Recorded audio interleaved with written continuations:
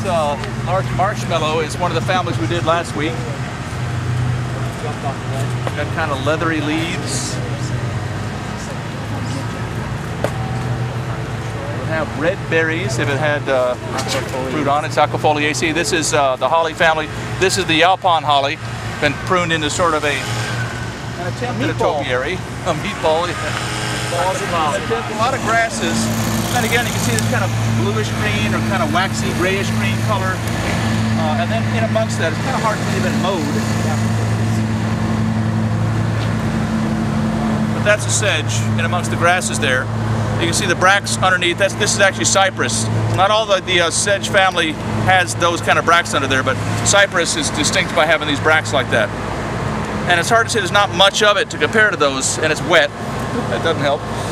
But it could be kind of a grayish green or lime green color, like this right here. Well, it's hard to tell. They're all wet, but when they're dry, these have more of a bright, shiny lime green color, and the grasses tend to be kind of that dull, waxy blue-green or gray-green.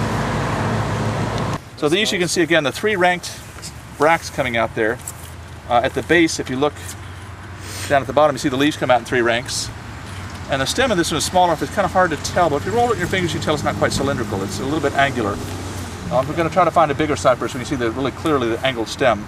But that's very typical. No. And you can see the leaves, again, kind of a nice, shiny, bright green. They're not sort of a waxy-looking green.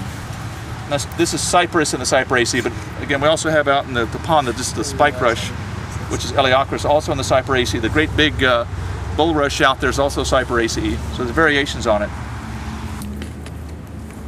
That we can actually see does have a triangular stem. And this was big enough to show it clearly. This is, again, this genus Cypress, which is typical, having these bracts under there. We can see the triangular stem, very distinctly triangular. Most of the others we saw were so small it's hard to detect that, but this has a distinct triangle to the stem. And a bit of a, well, bracts are kind of spread out, but a bit triangular on the bracts there. So this is one of the more common general we'll find of the Cypress genus. And these big long bracts below there is typical of cypress. You will see, again, the Eleochris is Cyperaceae, the big bulrush is Cyperaceae. They don't have the same kind of thing. But the triangular stem is typical of this family. As you can see, this has got 1, 2, 3, 4, 5, kind of a partly one there. This is Cicanese. It's Cicanese. And you can see it's irregular. These three are not quite the same size, and there's a couple other ones here that don't form a regular zygomorphic or tenomorphic pattern. That's one of the few families that has irregular flowers. And most of the cannas are big, showy things like this. The leaves, they're supposed to spiral up the stem. These look more disticus, but this is mostly what cannas look like. That's a typical canna, and that is the only genus in the family. And this one again is kind of a waxy green. So of our three graminoids, which would this be? Poaceae. It's the Poaceae, this grass. I'm not sure which species this is. Here's an andropogon back here. Another grass. These little midges all over the place. This being cultivated as an ornamental. This is called muley grass. Purple muley grass. This is just getting ready to flower. Now these nice plumes of purple on it. Are these the flowers? And this is about the closest to a juncus that you'll see a grass look. But this is a true grass. So this is the flowers coming out just right there. So this has the general appearance of a rush, but it's a grass. Now the other ones down here you see with a little spike sticking up, all these little spiky things sticking up that are only stems with a little tuft on the top. This is a species of Eleochris, and this is a Cyperaceae. This one unfortunately does not have a triangular stem. That's annoying. But this is a Cyperaceae, as is this big bulrush out here, a Cyperaceae. If you cut one of those across, it'll look like a big puffed up triangle. It's got kind of a rounded triangle in the stem, but that is Cyperaceae as well. This is actually a vine.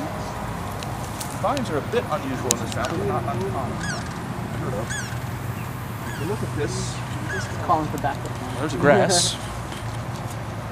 And we have a bunch of little tiny bracts, and then we got some, you see 4 or 5 little tiny flowers in each little spot there. And that would be which family? Asteraceae. Yeah, it's Asteraceae, yeah. It's unusual for Asteraceae to be vines, but some of them are. And this is called climbing bone set on Asteraceae. But if you look at an individual little unit, you can see at least 4 little stigmas sticking out there. So that's an Asteraceae. That's 4 little flowers together in that little unit. That is called rice cutgrass. Again, you can see it's kind of that waxy pale green color. That's a native wetland plant. It was put in the southern landing originally. They had that and a member of the Marantaceae called fireflag, which I think they've now exterminated. When they first started growing those, they grew up and arched over the walkways. They were so tall you really couldn't see the water anymore, so somebody complained and they cleared them all out. Now they're trying to keep this more open. But I thought it was cool. I thought it was nice. The plant that's sticking up is a true grass, and there are a lot of wetland grasses. That family is extremely widespread. The cypresses tend to be mostly wetland, and the juncus are almost all wetland. So if you look at some in a wetland, it's not necessarily one or the other. And this one, if you did cut one of the stems, it does have sort of a puffed out triangle to it. Also, if you looked at the flowers very carefully, there'll be little scaly things. They won't have the 6 tepals that you would have in a typical juncus. And juncus never gets that big. Otherwise, it looks just like juncus, just like an overgrown juncus, but the same color, the same basic shape, but it's not a juncus.